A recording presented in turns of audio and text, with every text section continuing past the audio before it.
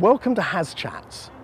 Behind me you see Perth as we know it, but it hasn't always been like this, and I wonder what it was like before European settlement in 1829. With me is my old friend Dr. Richard Wally, who is a statesman of the Noongar people.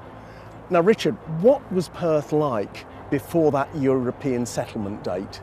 Perth used to be known as Beerloo. Beerloo is the traditional name of this region.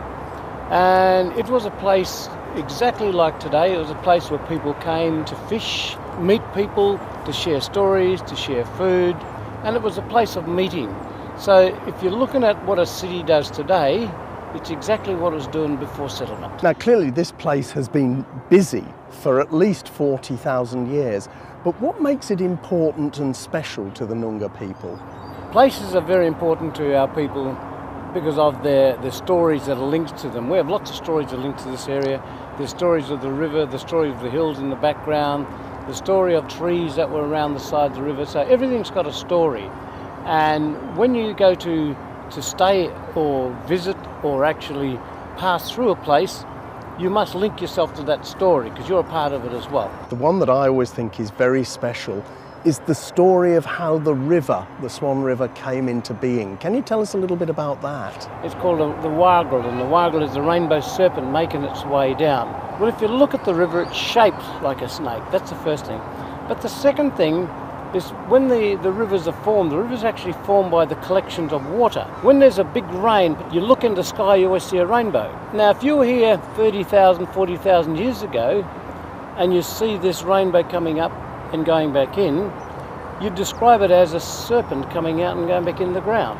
What do you and the Noongar people think of the city today? It's like having your children and grandchildren. While you like to have control of them, they take their own destiny and they create their own way and they create their own path.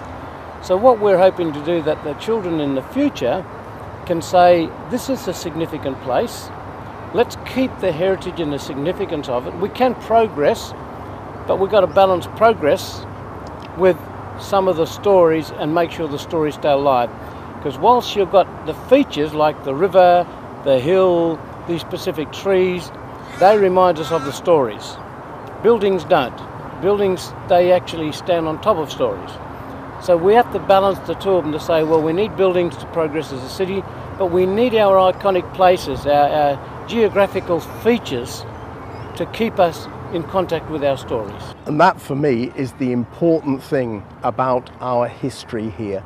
It's keeping the stories of the place alive.